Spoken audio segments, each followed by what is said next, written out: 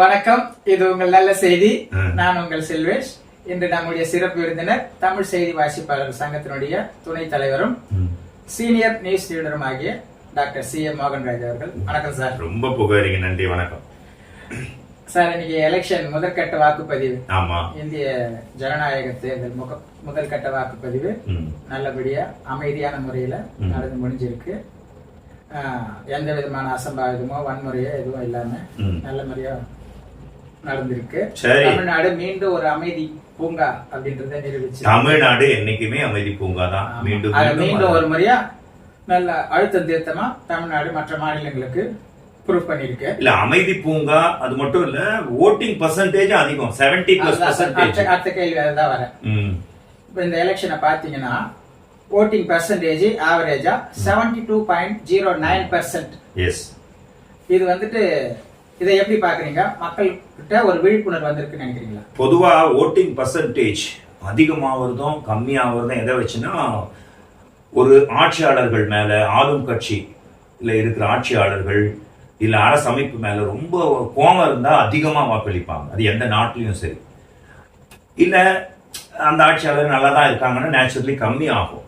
But இது வந்து extraordinary அதிகமும் கிடையாது, ரொம்ப கம்மியும் கிடையாது, நார்மலும் கிடையாது. நார்மலோட கொஞ்சம் அதிகம். நார்மல்னா 60, 62, 65 தான் நம்ம தமிழ்நாட்டை பொறுத்த வரைக்கும் போலிங் பர்சன்டேஜ்.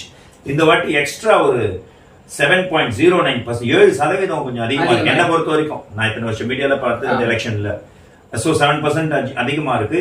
இது வந்து ஒரு ஒரு மக்களோட ஒரு பாசிட்டிவான விஷயம் தான். ஓட் பண்றது என்னோட ரைட்டான பர்சன், நான் ஓட் பண்ணுவேன். வெயில் காலம் வேற, ரொம்ப பேர் பண்ணிருக்காங்க, ரொம்ப ஹாப்பி.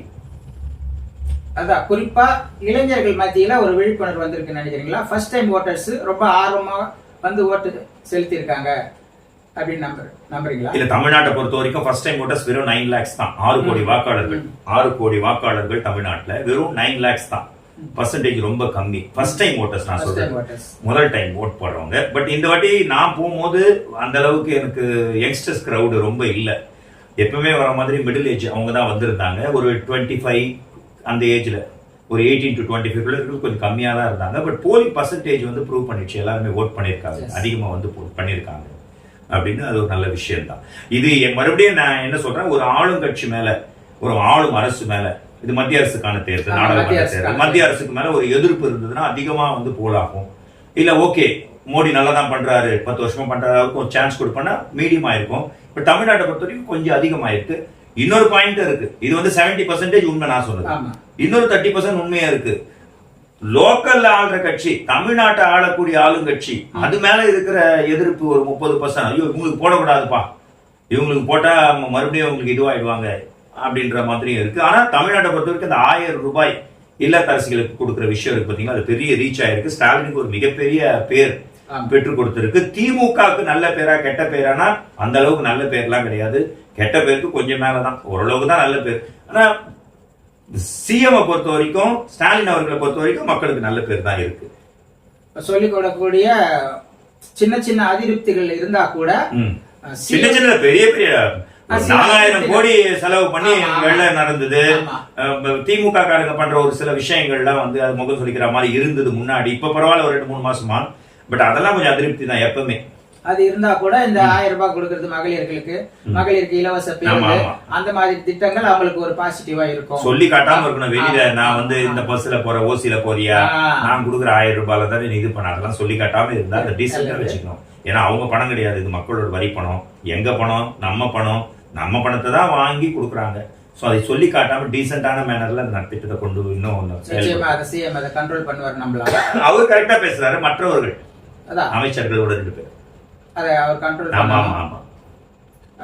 இன்னொரு விஷயம் பாத்தீங்கன்னா சார், ஒரு உதாரணத்துக்கு திரிபுரா மாநிலத்துல, அது மலைவாழ் மக்கள் இருக்கக்கூடிய பகுதி, பழங்குடியினர் இருக்கக்கூடிய பகுதி, அந்த இடத்துல பாத்தீங்கன்னா 79.09% ஓட் போல.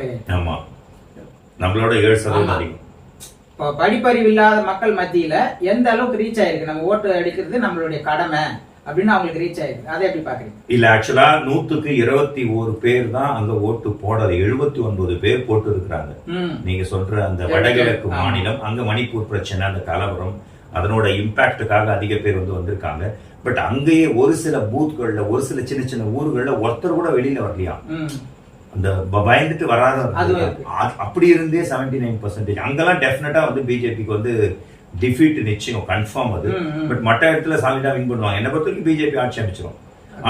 அது மட்டும் இல்லாத நீங்க சொல்ற மாதிரியான கிராமங்கள், அர்பன் ஏரியாஸ், சிட்டியை தவிர்த்து இருக்கக்கூடிய மாநிலங்கள்ல அதிகமா, கிராமங்கள்ல தான் அதிகமா ஓட் பண்ணுவாங்க. அவங்களுக்கு தான் இன்ட்ரெஸ்ட் இருக்கும். படிச்சவங்க அவங்க ஓட் பண்ணுவாங்க, நாலேஜ் நினைப்பாங்க. அப்படிலாம் இல்ல, படிச்சவங்க தான் நம்ம ஓட்டால என்ன பரவாயில்ல, நம்ம போட்டா மாறப்போகுது. ஆனா கிராமத்து மக்கள் வந்து சாதாரண உண்மையான மக்களாட்சிக்கு மகத்துவம் அதிகம் சேர்க்கறதே கிராமத்துல இருக்கக்கூடிய இந்த எளிய மக்கள், எளிய பாட்டாளி மக்கள், சிட்டில இருக்கக்கூடிய பாட்டாளி மக்கள். படிச்சவங்க அவ்வளவு போடுறது இல்லை. பட் இந்த வாட்டி போட்டிருக்காங்க. தேங்க்யூ படிச்சவங்களே. அதுக்கு முதலாவது நன்றி சொல்லிக்கிறேன் சார். இன்னொரு பெரிய அலிகேஷன் சொல்லியிருக்கிறாங்க சார். இந்த முறை தமிழ்நாட்டுல வந்துட்டு கோவையில ஒரு பர்டிகுலர் தொகுதியில வந்துட்டு கிட்டத்தட்ட 830 பேர் வாக்காளர் பட்டியலே இல்ல அப்படின்னு சொல்லிட்டு வானதி சீனிவாசன் தர்ணா பண்றாங்க. எத்தனை பேர்? 830 பேர். ஓகே, 830 பேர் பேரே இல்ல, பட்டியல்ல இருந்து நீக்கப்பட்டிருக்காங்க. ஏன்னா அவங்க எல்லாம் பிஜேபி ஓட்டர்ஸ் இவங்க தெரிஞ்சே இவங்க பண்ணிருக்காங்க அப்படின்னு வானதி சீனிவாசன் தர்ணா பண்றாங்க. அண்ணாமலை என்ன சொல்றாரு, பர்டிகுலரா என்னுடைய தொகுதியில, கோவை எம்பி தொகுதியில கிட்டத்தட்ட 1 லட்சம் பேர் வாக்காளர் பட்டியலில் இருந்து நீக்கப்பட்டிருக்கிறாங்க சார் அப்படின்னு சொல்றாங்க. இது வந்து அரசாங்கத்தோட கைகோர்த்து எலெக்ஷன் கமிஷன் வந்துட்டு இந்த மாதிரி வேணும்னு பண்ணியிருக்கிறாங்களா அப்படின்ற மாதிரி ஒரு அலிகேஷன் சொல்லியிருக்காரு. எலெக்ஷன் கமிஷன் என்றது ஒரு தன்னாட்சி அதிகாரம் பெற்ற ஒரு அமைப்பு. அது யாருக்கும் சாதகமா இருக்க மாட்டாங்க. இன்னும் பார்க்க போனா அடுத்த பிரதமர் யாருன்றத தீர்மானிக்கக்கூடிய ஒரு மிகப்பெரிய தேர்தல் இது. அதுல எந்த அளவுக்கு அவங்க நீதி நேர்மையும் உண்மையுமா, நீங்க சொன்ன 800 அதாவது 800 மெம்பர்ஸ்ன்றது ஒரு பெரிய இம்பாக்ட் எல்லாம் கிரியேட் பண்ணாரு. 8000 இருந்தாலே கிரியேட் பண்ணாரு. பர்டிகுலரா ஒரு தொகுதியில மட்டும் இவரு சொல்றாரு. ஒரு தொகுதியில தான் சொல்றேன். ஒரு தொகுதியில 800 பேர் வாக்காளர்கள் இல்ல அப்படின்றதாலயோ 8000 பேர் இருந்தாலே பிரச்சனை இல்லைன்ற. ஒரே ஒரு தொகுதியில வட சென்னையில 8000 பேர் பிரச்சனை இல்ல. ஏன் கேளுங்க, 1 லட்சம் பேர் சொல்றாரு சார். 1 லட்சம் அதுக்கு வர முதல்ல 800 சொன்னதுக்காக சொல்றேன். 800 பேர் ஏன் பெரிய இம்பாக்ட கிரியேட் பண்ணாதுன்னா, இது வந்து ஒரு கவுன்சிலருக்கான எலெக்ஷனோ ஒரு எம்எல்ஏ கான எலெக்ஷன்னா கூட அது பாதிப்பு இல்ல. 1-2 டைட் ஃபீடிங் 8000 ஓட்டு 3000 ஓட்டு 4000 ஓட்டு அப்பதான் ப்ராப்ளம் ஆகும். எம்பி தொகுதி லட்சக்கணக்கில் இருக்கும். 6 கோடி வாக்காளர்களை 40 டிவைட் பண்ணுங்க, எத்தனை லட்சம் வரும் பாருங்க. சோ லட்சக்கணக்கான வாங்குறவங்க பெரிய லட்சம் வாங்க, தோக்குறவங்களே இந்த செகண்ட் பொசிஷன் வரவங்களே பெரிய லட்சக்கணக்கில் வருவாங்க. வாக்கு வித்தியாசமே 50,000 1 லட்சம் 2 லட்சம் வரும். சோ அதனால அந்த அளவுக்கு இம்பாக்ட் கிரியேட் பண்ணாது. பட் 1 லட்சம் அப்படின்றது அதுக்கான ஆதாரத்தை கொடுக்க போறாங்க. தேர்தல் ஆணையத்துல கொடுத்தா நடவடிக்கை எடுக்க போறாங்க. என்ன நம்ம தேர்தல் ஆணையம் மூலமா நீதிமன்றத்தின் மூலமா நம்ம போனா நடவடிக்கை எடுப்பாங்க. பட் அதுக்குள்ள அது அடுத்த தேர்தல் வந்துடும். அடுத்த தேர்தல் வந்துட்டு அப்புறம் நடவடிக்கை எடுத்தான்னா எடுக்கல பதவிகளும் ஆண்டு வந்து மோஸ்ட்லி அப்படித்தான் நடக்குது. இந்த மாதிரி விஷயத்துல என்னோட சின்ன சஜஷன் என்னன்னா சார், ஒவ்வொருத்தருக்கும் ஆதார் கார்டு இருக்குது. ஆதார் கார்டு இருக்கிற ஒவ்வொருத்தரும் இந்திய குடிமகன் இல்லையா? அவங்க வாக்களிக்க உரிமை பெற்றவங்க 18 வயசு நிரம்பி இருந்தா. அப்போ ஆதார் கார்டை பேஸ் பண்ணி, ஆதார் கார்டு இருந்தா நீங்க ஓட்டு பண்ணலாம். உங்களுக்கு லிஸ்ட்ல பேர் இருக்குதோ இல்லையோ. இல்ல, ஆதார் கார்டுல ஓட்டர்ஸ் கார்டு, அதாவது நல்லா புரிஞ்சுங்க,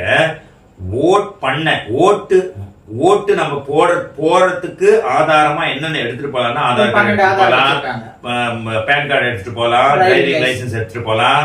இப்ப நீங்க ஒரு போஸ்ட் ஆபீஸ்ல ஒரு சிறு சேமிப்பு உங்க போட்டோ போட்டு புக், அது கூட ஆதாரம் தான். ஆனா அதனால வாக்காளர் பட்டியல்ல நீங்க இருக்கீங்கன்னு அர்த்தம் இல்ல.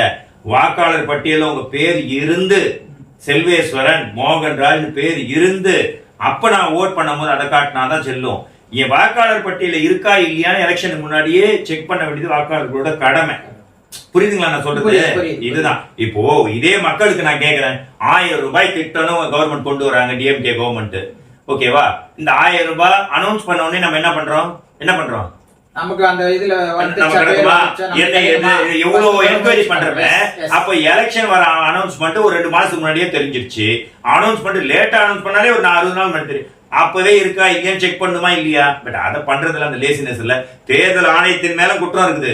தேர்தல் ஆணையமும் வீட்டுக்கே வந்து நோயாளிகளா நீங்க வயசானவங்களா, நீங்க வந்து பிசிக்கலி சேலஞ்சா, நாங்களே கூப்பிட்டு போய் உங்களை ஓட் பண்ண வைக்கிறோம் சொல்றவங்க ரோட்ல போகும்போது தேர்தல் ஆணையத்தின் ஏற்பாடுகள் 1 கிலோமீட்டருக்கு ஒரு வாட்டி செக் பண்ணிருக்காங்க. காரை செக் பண்றாங்க. இப்ப ஜிபே அமைச்சிருக்காங்க. இப்ப பணத்தை ஜிபே அமைச்சாங்கன்னு குற்றச்சாட்டு. இது எதுக்கு, இதுக்கு எதுக்கு நடவடிக்கை எடுக்கல?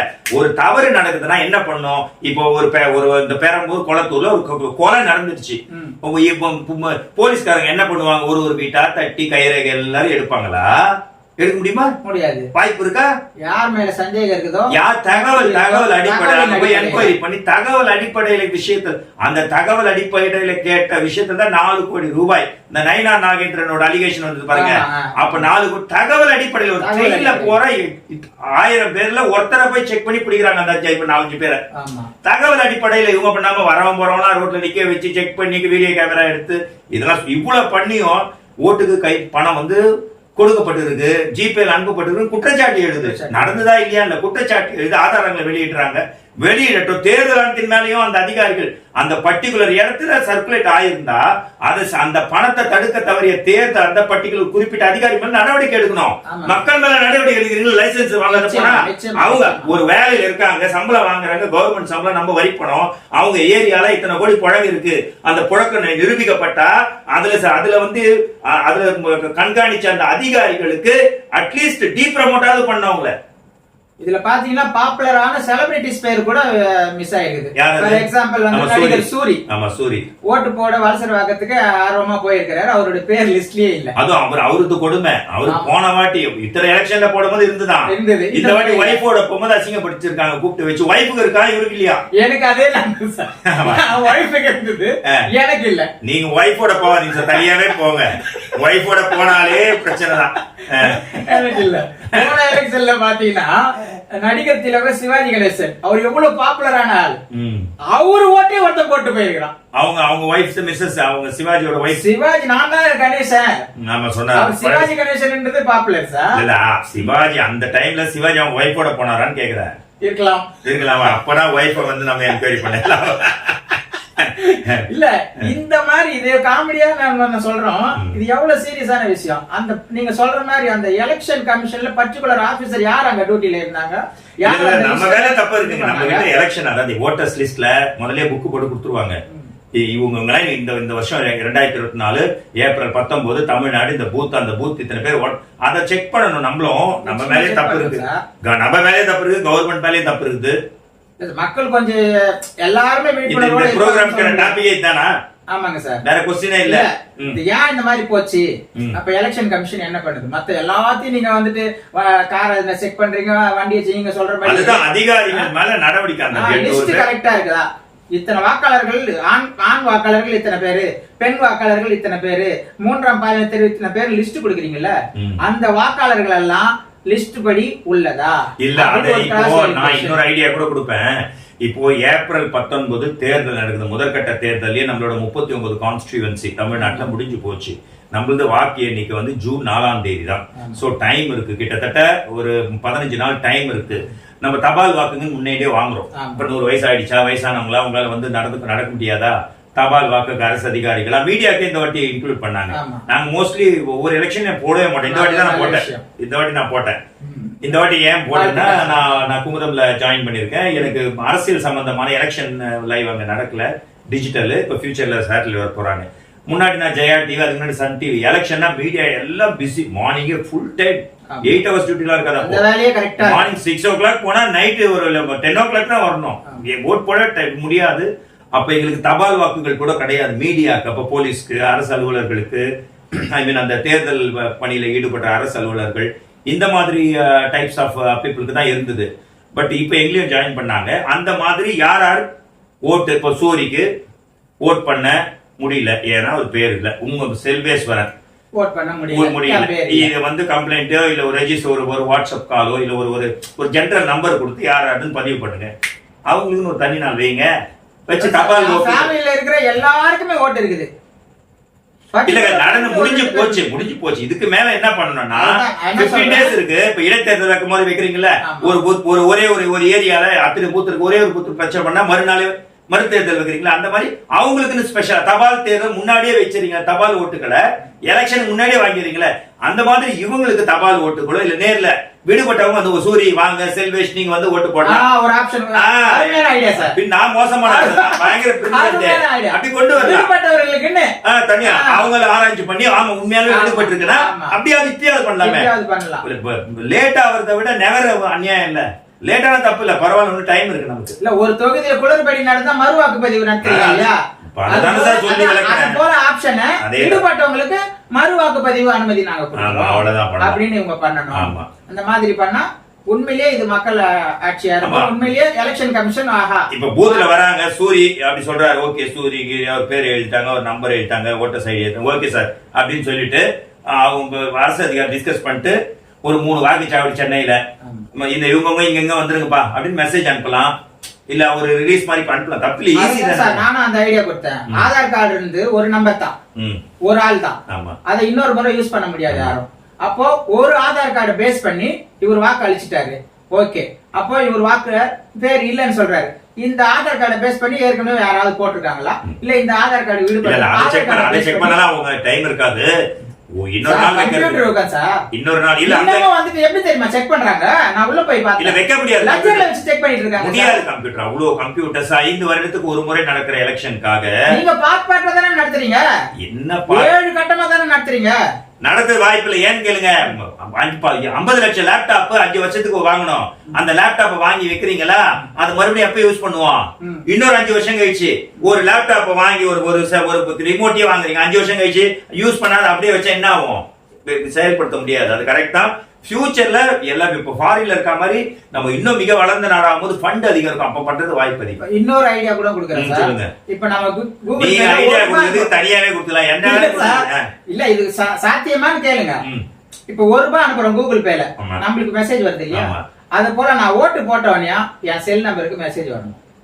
இப்ப விவிபேட்ல நான் இந்த சின்னத்துக்கு ஓட்டு போட்டவனே விவிபேட்ல அந்த சின்னத்தை காட்டுது இல்லையா, அதே போல ஒரு பர்டிகுலர் வாக்காளர் நான் தான் செல்வேஸ்வரன் வாக்களிக்கிறேன், செல்வேஸ்வரன் வாக்களிச்சிட்டீங்க நீங்க அப்படின்னு செல்லுல அதுக்கு தானே பெரிய பஞ்சாயத்து நடந்திருக்கு. விவிபேட்ல வர ஸ்லிப் இருக்கு இல்லையா, பூத் ஸ்லிப் 7 செகண்ட் தான் காட்டுது, ஸ்லிப் ஒன்னு விழும், உள்ள விழும்.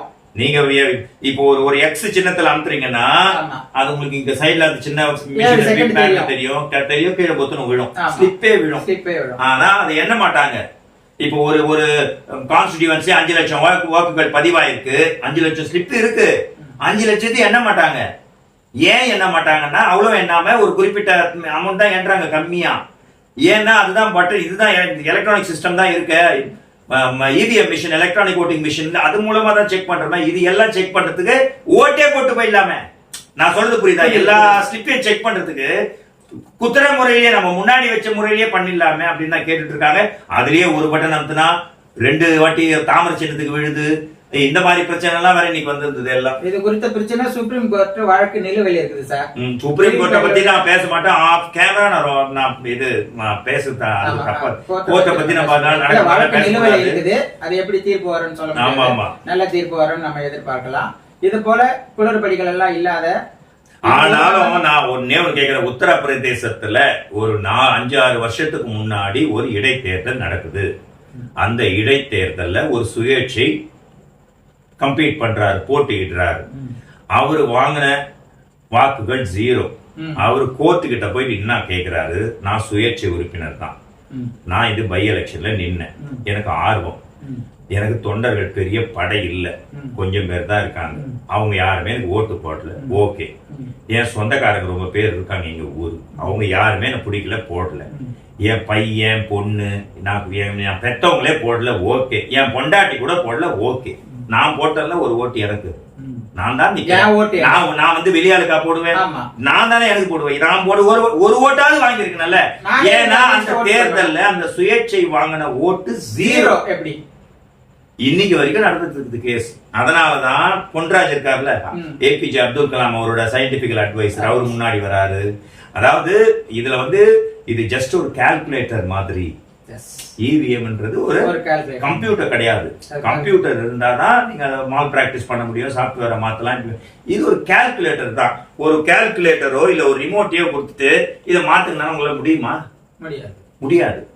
அது என்ன ஆனா feed மாத்த பண்ணிருக்கீங்க, முடியும், set பண்ணிருக்கீங்க. மாத்த முடியும். இப்போ வந்து ஏசி 16ல இருக்கு, இப்ப 16க்கான கூலிங் இங்க இருக்கு.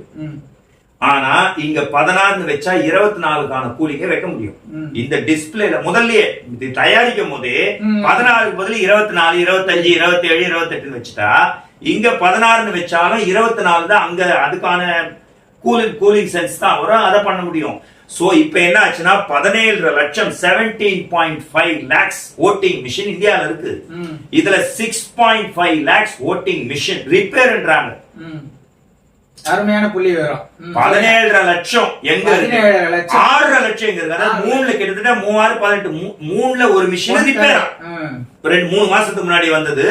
அதுக்கு ரிப்பேருக்கு அமைச்சிருக்காங்க. பெல் நிறுவனம் தான். பெல்னா BHEL Bharat heavy electricals limited. அது இல்ல, இது வந்து electronics limited, Bharat bell electronics BEL. இந்த நிறுவனத்தோட GM அதுல இருக்க முக்கியமான ஆட்கள்லாம் பாத்தீங்கன்னா பிஜேபி சார்ந்தவங்க. குற்றச்சாட்டு வந்தது பெரிய தமிழா பாண்டியன்னா நானே கேட்ட கேள்வி, அவர் நாக்கு பிடிக்கிற மாதிரி பதில் சொன்னாரு. கேள்விதான் நாக்கு பிடிக்கிற மாதிரி கேட்க முடியும், பதில் சொல்றது நாக்கு பிடிக்கிற மாதிரி பதில் சொன்னாருன்னா பாத்துங்க. சோ ஒரு 3 மிஷினுக்கு ஒரு மிஷின் ரிப்பேர் ஆகுது, மறுபடியும் அதை நியூவா கொடுத்தாங்க. அப்ப அதுல பண்றதுக்கு ரைட் வாய்ப்பு இருக்குல்ல. அது மட்டும் இல்ல, கால்குலேட்டர்லயே பண்ண முடியும். கால்குலேட்டர்லயே நீங்க அது உள்ள போர்டுல பதிய வச்சுட்டு 2+2 5 போட்டு முன்னாடியே வச்சுட்டா 2+2 5 தான் காட்டும். கால்குலேட்டர்ல வந்து மாத்த முடியாது, ஆனா உற்பத்தி பண்ணும் போதே அதனோட சிஸ்டத்தை அதனோட இதை மாத்தலாம். இது குறித்த வழக்கம் சுப்ரீம் கோர்ட்ல இருக்கு சார். அது பத்திரமா அப்படியே பத்திரமா இருக்கட்டும். அது குறித்து நம்ம அதிகம் பேச அதுக்குள்ளே இன்னும் 5 வருஷம் இருக்குது, பத்திரமா இருக்கட்டும். எனிவே நல்லபடியா அமைதியா வாக்குப்பதிவு ஆமா நடந்தேறி, அதாவது அமைதியா வாக்குப்பதிவு நடந்தது, ஆர்வத்துடன் வாக்குப்பதிவு நடந்தது. இல்ல வந்து அராஜக முறைப்படி வாக்குப்பதிவு எப்படி வாக்குப்பதிவு நடக்குதுன்றது முக்கியமே கிடையாது. ரிசல்ட் தான் முக்கியம். மக்களோட மனநிலை அந்த அறம் சார்ந்து இருக்கா, அறம் சார்ந்து நல்லவங்களை தேர்ந்தெடுக்கிற மென்டாலிட்டியோட இருக்கிறாங்களா, நல்லவங்கள தான் நம்ம ஓட்டு போட்டோமா, ஓட் பண்ணது ரொம்ப சந்தோஷம். ரைட் பர்சனை எலெக்ட் பண்றது செலக்ட் பண்றது நம்மளோட ரைட். ஒரு பர்சனை எலெக்ட் பண்றது செலக்ட் பண்றது நம்மளோட ரைட் கிடையாது. நான் சொல்றது புரியுதா? கரெக்டான பர்சனை செலக்ட் பண்றது இல்ல, அந்த பர்சன் ரைட் பர்சனா இருக்கு, அதுதான் நம்மளோட ரைட். யாராவது ஒருத்தர் பண்ணுவோம். எங்க அம்மா சொன்னாங்க, நம்ம ஓட் பண்ணும்போது நம்ம குடும்பத்துக்கிட்ட கூட டிஸ்கஸ் பண்ண வேண்டிய அவசியம் இல்ல. ஒரு லேடி போடுறாங்க, ஒரு ஹவுஸ் ஒய்ஃப் ஓட் பண்றாங்க, ஹஸ்பண்ட சொல்ல டிஸ்கஸ் பண்ண வேண்டிய அவசியம் இல்ல. உங்க வீட்டுல தெரிஞ்ச கதை தான். பொதுவா சொல்றேன், எல்லா வீட்லயும் அப்படிதான் சார்.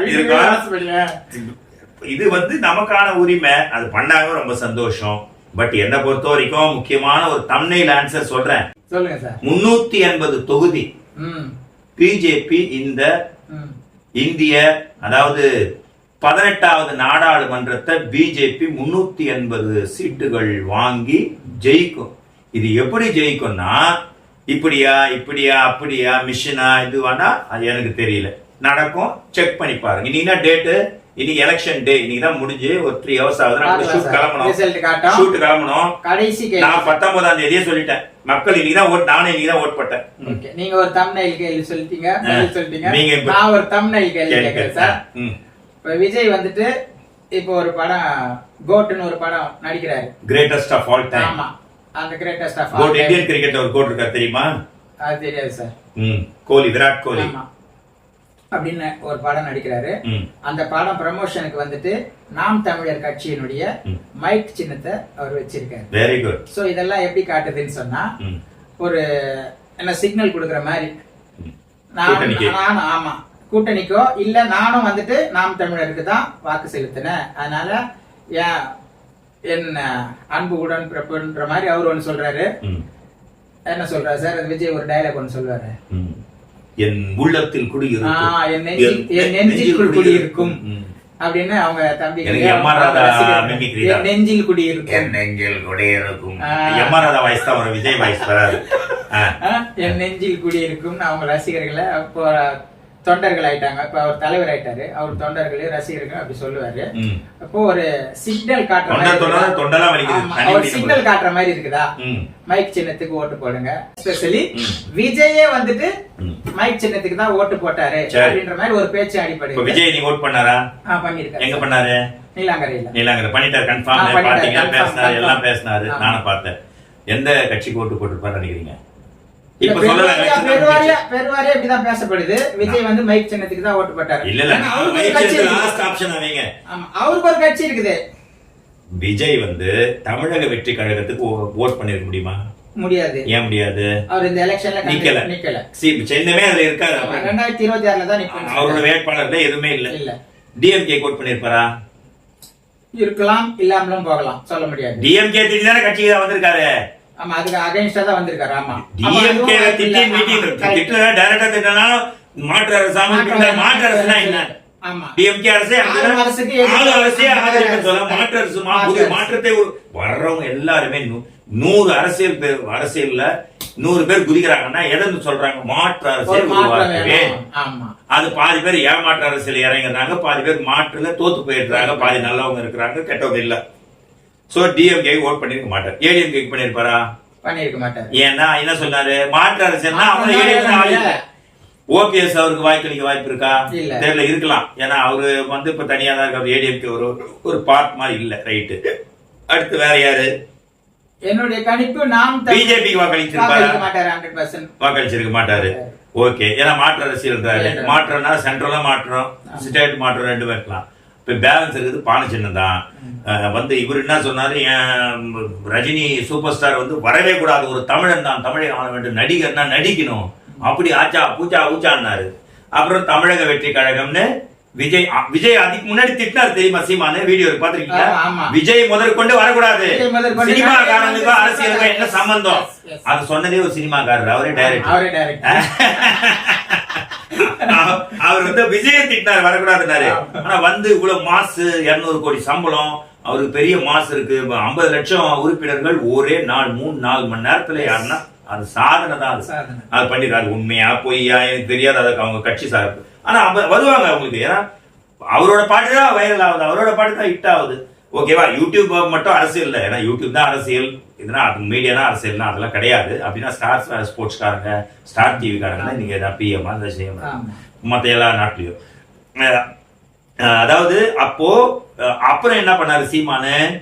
விஜய் வந்து என் தம்பி வந்தா நாங்க 2 பேரும் ஒத்த சிந்தனை உள்ளவங்க, ஒத்த சிந்தனை கொண்டவர்கள், உரத்த சிந்தனை கொண்டவர்கள், நாம் தமிழர் அவரும் தமிழர் அப்படின்னு ஈஸியா ஒரே மாத்துவார் அவரு. ஆனா அவரோட கருத்து எனக்கு ரொம்ப பிடிக்கும். நான் சீமான் பேச்சு தான். நான் வீட்டுக்கு வந்தா யூடியூப் நீங்க போட்டுருவீங்க, நான் பாக்குறேன், நீங்க போடுவீங்கன்னு பாப்ப நல்லா இருக்கும், நல்லாதான் சூப்பரா இருக்கும். அது அவருக்கு வாழ்த்துக்கள். தனியா நிக்கிற அந்த ஒரு கட்ஸுக்கே சிங்களா நிக்குதுன்றாருல. ஆக்சுவலா சிங்களா போவே போவாது. சிங்கம் வந்து காட்டுக்கு ராஜா. அது எப்பன்னா மற்ற மிருகங்கள் தான் சிங்களா போகும், சிங்களா போகுது. இங்க ஒரு சிங்கம் இருக்கும், அங்க ஒரு சிங்கம், அங்கங்க பிளான் பண்ணி பக்காவா தன்னோட இறைய வந்து சுட்டு போட்டு சிங்கம் எனக்கு சும்மா அந்த டயலாக்னால ஃபேமஸ் ஆயிடுச்சு. தப்பான மீனிங் அது. சிங்கம் என்னைக்குமே கூட்டமா போய் பிளான் பண்ணி அந்த நான் ஒரு மான துரத்துவேன், நான் இல்ல இந்த மிருகத்தை துரத்தும் போது அங்க நீ நில்லு பிளான் பண்ணாதான் காட்டுக்கு ராஜா. அதே மாதிரி ஒரே இனம் தான் உலகம் முழுக்க இருக்கிற சிங்கம் பாருங்க. கருப்பு சிங்கம், வெள்ளை சிங்கம், இந்த சிங்கம் அந்த சிங்கம் இருக்காது. இப்ப யானையில இருக்கு, ஆப்பிரிக்கன் யானை, ஏசியன் யானைன்னு இருக்கும். நாயில நம்ம வீட்லயே சிட்ஸு இருக்குது, பக் இருக்குது, ஜெர்மன் ஷெப்பர்ட் வச்சிருக்கேன். நாயில இத்தனை நகம். மனிதன்ல கூட இருக்கு.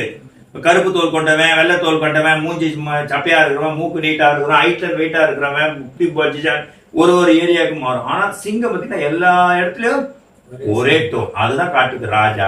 அந்த மாதிரி இவர் தனித்து ராஜா தான். ஏன் ராஜானா சிங்களா நிக்கிறார்ல, அது வந்து பெரிய விஷயம் தான். ஆனா கிட்டத்தட்ட விஜய் ஒத்துக்கிட்டா சிஎம் கேண்டிடேட்டா வர்ற 2026ல நீங்க சிஎம் கேண்டிடேட்டா உடனே ஜாயின் பண்ணிடுவாரு. அது ஜாயின் பண்ணா மக்களோ எதிர்க்க மாட்டாங்க. அவரை வந்து ஒரு கட்சியோட போய் சேர்ந்துட்டாருன்னு சொல்ல மாட்டாங்க. ஏன் சொல்ல மாட்டாங்கன்னா இப்ப ஏடிஎம்கே டிஎம்கேவோட அவர் கூட்டணி வச்சுக்க மாட்டாரு, வாய்ப்பே கிடையாது. அப்படி வச்சுக்கிட்டா திட்டுவாங்க. எப்படி பாமகவை திட்டினாங்களோ, எப்படி வந்து விஜயகாந்த் தேமுதிகவை திட்டினாங்களோ திட்டுவாங்க. ஆனா பட் சீமானோ விஜயம் கூட்டணி சேர்ந்தா யாரும் திட்டுறதுக்கான வாய்ப்பே இல்லை. விஜய் ரசிகர்கள் ஒன்னா கொஞ்சம் ஃபீல் பண்ணலாம், நமக்கு வந்து அதிகாரத்துல பங்கு கிடைக்காத, கம்மியாயிடுமே, 50 ஆகுமே. ஆனா 2 பேரும் சேர்ந்தா கொஞ்சம் வாய்ப்பு அதிகம் தான் 2026ல. ஒரு நல்ல ஆலோசனை. நான் சொல்லி அவங்க கேட்கவா போறாங்க? இல்ல சார், நல்லது யார் சொன்னாலும் கேட்கணும். சீமான் அவர்களே எனக்கு ரொம்ப பிடிக்கும். என்ன அப்படியே கட்டி பிடிச்சலாம் போட்டோ உங்க பேரிட்டது வயசுலவே ஷர்ட் கூப்பிடுவாரு. நல்ல நல்ல நண்பர், நல்ல ஒரு அண்ணன். அவரு எல்லாரையும் அண்ணன் கூப்பிடுற, எல்லாரையும் தம்பின்னு கூப்பிடுற அண்ணன். அவரே அண்ணன் ஆயிடுவார் ஆட்டோமேட்டிக்கா. அண்ணன் சீமான் அவர்களும் அதான் சொன்னாரு, மக்களுக்கு நன்மை செய்வதற்காக யார் அரசியலுக்கு வந்தாலும் அதை நான் வரவேற்கிறேன். தம்பி வந்திருக்காரு, அதை நான் வரவேற்கிறேன். அவருடைய கொள்கை என்னன்னு முதல்ல சொல்லட்டும், அதுக்கு எனக்கு உடன்பாடு இருக்குதுன்னா தம்பி கூட நான் இணையத்துல எந்த பிரச்சனையும் இல்லைன்னு சொல்லியிருக்காரு. அது போல அவரும் ஒரு கரிஸ்மேட்டிக் லீடரா கொள்கையை பத்தி பேசுறாங்கன்னா தமிழ்நாட்டு அவர் கொள்கை இன்னும் சொல்லல. நான் 2026 அவங்க என்ன இந்திய எதிர்ப்பு அதுல ஆரம்பிச்சாரு, மாறுபட்ட கொள்கையோட வராருன்னா, அதாவது எனக்கு இந்த கொள்கை அந்த கொள்கை, தமிழ்நாட்டை முன்னேற்றணும், தமிழ் மக்களுக்கு நல்ல கல்வி கொடுக்கணும், தமிழ் மக்களுக்கு நல்ல சுகாதாரம் கொடுக்கணும், தமிழ் மக்களுக்கு நல்ல மருத்துவமனை கொடுக்கணும். தமிழ்நாட்டுல பஞ்சமில்லா தமிழ்நாடு அது கிட்டத்தட்ட இருக்கு, அது போய் சொல்லக்கூடாது. இன்னும் அறிவார்ந்த சொசைட்டி, மந்த்லி இன்கம் அதிகமாக்கணும். ஒவ்வொருத்தருக்கும் இன்ஜினியரிங் படிச்சவ ஸ்விக்கில வேலை செய்யறத தடுத்து நிறுத்து, அவங்களுக்கு சரியான ஒரு வேலை வாய்ப்பு கொடுக்க. இந்த மாதிரி விஷயங்கள்லாம் யார் பண்ணாலும் அது நல்லதுதான். மாசத்துக்கு 1000 ரூபாய் கொடுக்குற திட்டம் வந்து மக்களை சோம்பேறி கட்டாயம் கிடையாது. ஒரு இலவச ஒரு மதிய உணவு திட்டம் வந்ததால தான் கல்வி அதிகமாச்சு. நம்ம எடுத்துட்டு போய் சாராய பாட்டில இலவசமா கொடுத்து, இல்ல 1000 ரூபாய் இலவசமா கொடுத்து, இல்ல வீட்டுக்கு கட்டில பீரோவை இலவசமா கொடுத்தாதான் அது இலவசம். அது மக்களுக்கு எடுக்கிற முயற்சி. ஒரு லேப்டாப்பை ஒரு 12வது படிக்கிற குழந்தைக்கு கொடுத்தா அந்த குழந்தை அமெரிக்கால வேலை செய்யறதுக்கான வாய்ப்பு இருக்கு, சம்பாதிக்கிறதுக்கான வாய்ப்பு இருக்கு. இந்தியாவில் இருக்க பெரிய கம்பெனில CEO ஆகிறதுக்கு வாய்ப்பு இருக்கு. அதுதான் இப்ப நடந்திருக்கு. நம்ம தமிழ்நாட்டு மட்டும் இல்ல, இந்தியாவை சுத்தி அது நடந்திருக்கு. அந்த மாதிரி கல்வி சார்ந்த விஷயங்களை, போக்குவரத்து சார்ந்த விஷயங்கள், ஒரு நல்லதுக்கு ஹெல்ப் பண்ணக்கூடிய விஷயங்களை இலவசமா கொடுக்கிறது தப்பே கிடையாது. அண்ணன் சீமான் அவர்களும் அதான் சொல்றாரு. அது இலவசமே கிடையாது, முதலீடு. இலவசமே கிடையாது, முதலீடு. அது இலவசம் வேண்டாம்னு நான் சொல்லல. எனக்கு கல்வி இலவசமா கொடு, மருத்துவத்தை இலவசமா கொடு, எனக்கு உயர்ந்த பணக்காரனுக்கு கொடு. கல்விதான் இலவசமா தானே கொடுக்குறாங்க இப்போ. இல்ல சார், கல்வி எல்லாருமே தரமான கல்வியை என் குடிமக்களுக்கு கொடு, அதை இலவசமா கொடு. தரமான மருத்துவம், உயர்ந்த பணக்காரனுக்கும் அதே மருத்துவம் தான். ஒரு ஏழை தரமானதுல 2 விஷயம் இருக்குது. தரத்துல வந்து ஒவ்வொரு ஸ்கூல் வந்து தரமான ஸ்கூலா எப்ப கருதப்படும்னா, ஸ்கூல் ஃபர்ஸ்ட், அதாவது அவங்க வந்து ஸ்டேட்ல எடுக்கிற நல்ல மார்க், ரேங்க், கல்வியாளரா வர்றது, அது ஒரு தரம். இப்போ இதான் ஒரு ஸ்கூல், கவர்மெண்ட் ஸ்கூல், இதுல படிச்சு பெரிய ஆள் ஆகலையா ஆயிருக்காங்க. இன்னொன்னு இந்த ஸ்கூலோட தரம்ன்றது அவங்களுக்கு இன்ஃப்ராஸ்ட்ரக்சர் கொடு, கம்ப்யூட்டர் வாங்கி கொடு, நல்ல சுகாதாரம், பாத்ரூம் நல்லா. கவர்மெண்ட் ஸ்கூல் பாத்ரூமும் பிரைவேட் ஸ்கூல் பாத்ரூமும் டிஃபர் ஆகும். மோசமா இருக்கும் கவர்மெண்ட் ஸ்கூல் பாத்ரூம். ஆனா கவர்மெண்ட் ஸ்கூல்ல சொல்லி கொடுக்குற டீச்சிங்கும் பிரைவேட் ஸ்கூல் டீச்சிங்கும் டிஃபர் ஆகுமா? அது ஆகிறதுக்கு வாய்ப்பு கம்மி தான். நான் கவர்மெண்ட் ஸ்கூல் நல்லா சொல்லி தராங்கன்னு சொல்ல. கவர்மெண்ட் ஸ்கூல்ல படிச்சவங்க, நானே கவர்மெண்ட் ஸ்கூல், நான் டான் பாஸ்கோ ஸ்கூல், நான் ஃபீஸ் கட்டா தான் படிச்சேன். அதனால கல்வியோட தரம் இருக்கும், பட் மேபி இன்ஃப்ராஸ்ட்ரக்சர் முன்ன பின்ன இருக்கலாம். அதே மாத்திரம் விடக்கூடாது. கரெக்ட் விஷயத்துல கெஜ்ரிவால் முன்னுதாரணமா செயல்பட்டு டெல்லியில இருக்கிற கவர்மெண்ட் ஸ்கூல் இந்தியா முழுக்க ஒரு மாடலா பண்ணிருக்கு. அதுக்காக தான் ஜெயில அதிகமா ஸ்வீட் சாப்பிட்டு இருக்காரு. ஆமா, அது உங்களோட பார்வை. ஸ்வீட் சாப்பிடுறது பார்வையில நடந்ததா உண்மையா சாப்பிட்டு இருக்காரு. அவருடைய சுகரை வந்து இன்க்ரீஸ் பண்ணிட்டு அதன் மூலமா ஜாமீன் வாங்கறதுக்கு முயற்சி பண்றாருன்னு. லோ சுகர் ஒரு பேஷண்ட்டுக்கு இருந்தா டாக்டரே ஒரு சாக்லேட் சாப்பிடுங்க சொல்லுவாங்க. ஹை சுகர் இருக்கவங்க தான் சாக்லேட் சாப்பிட கூடாது. அதனால வீட்டுல அந்த மாதிரி அவருக்கு ஏத்த ஃபுட்டா செஞ்சு கொடுப்பாங்க. அதை தடை பண்றதுக்கு ஒரு சாக்லேட் அதிகமா சாப்பிடுறாரு. மேபி வீட்டுல இருந்து சாக்லேட் கொடுத்தா அவர் லோ சுகர்ல சாப்பிடணும்னு சொல்லி இவங்க வேண்டிய ஒரு சுகர் லெவல் செக் பண்ணது தெரிஞ்சிருமா? அதை ரிப்போர்ட் கெஜ்ரிவாலோட சுகர் லெவல் இதுக்கு சாக்லேட் கொடுத்தா இது, அந்த ரிப்போர்ட்டை கொடுத்தா முடிஞ்சது. யார் சொல்றது உண்மை, கெஜ்ரிவால் சொல்றதா இல்ல அவங்க சொல்றது கரெக்டான்னு சொல்ல போறாங்க. நல்லபடியா நடந்து முடிஞ்சிருக்குது. இனி வரும் காலம் இளைஞர்கள் கையில இருக்குது. அடுத்து 2026 சட்டமன்ற தேர்தல் இருக்குது. முதற்கட்ட எலெக்ஷன் முடிஞ்சிருக்குது. இன்னும் 6 கட்டம் இருக்குது. இதுல இந்த குற்றச்சாட்டுகள் எல்லாம் இன்னும் வராம இருக்க எலெக்ஷன் கமிஷன் உரிய நடவடிக்கை எடுக்கணும். விடுபடுற வாக்காளர்களை அது அந்த குற்றச்சாட்டு இனி வராத அளவுக்கு என்ன பண்ணணுமோ உரிய நடவடிக்கை எடுக்கணும். மக்கள் இந்த அளவுக்கு விழிப்புணர்வு பெற்று நல்லபடி வாக்கு செலுத்துறதுக்கு வாக்காளர்கள் அனைவருக்கும், மக்கள் அனைவருக்கும், இந்திய மக்கள் ஒரு விழிப்புணர்வு அடைஞ்சிருக்காங்க. இந்தியர் என்பதில் பெருமிதம் கொள்வோம், இணைந்தே இன்னும் பல சாதனை புரிவோம். நன்றி, வணக்கம். Thank you sir. ஒரு நல்ல பல தகவல்களை சொல்லி மக்களுக்கு நல்ல விழிப்புணர்வு அடையிற அளவுக்கு, மக்களுக்கு ரீச் ஆகிற அளவுக்கு, சிந்திக்கக்கூடிய அளவுக்கு நல்ல பல தகவல்களை சொன்னீங்க. அதுக்காக நல்ல செய்திகள் Thank you, சார்பாக thank நன்றி சார். அதாவது நல்ல செய்தியே ஒரு நல்ல விஷயம். நல்ல செய்தி கொடுக்கறது ரொம்ப ரொம்ப நல்ல விஷயம். அதுவும் இப்ப இருக்கிற யூடியூப்ல செய்திகள் தான் கொடுக்குறாங்க. அதுவும் பரபரப்புக்காக ஏடாகூடமான செய்திகள் கொடுக்கும்போது ஒரு நல்ல விஷயத்தை நோக்கிய ஒரு நல்ல செய்தி அப்படின்ற உங்க யூடியூப் சேனல் வந்து வேற லெவல்ல போகணும். ஒரு ஹை லெவல்ல போகும். டெஃபினட்டா போகணும். நேயர்களே, நல்ல செய்தி இந்த சேனலை தயவு செஞ்சு சப்ஸ்கிரைப் பண்ணுங்க. பண்ணுங்க, பண்றதுனால பண்ணுங்க. தேங்க்யூ. நன்றி. தேங்க்யூ. வணக்கம்.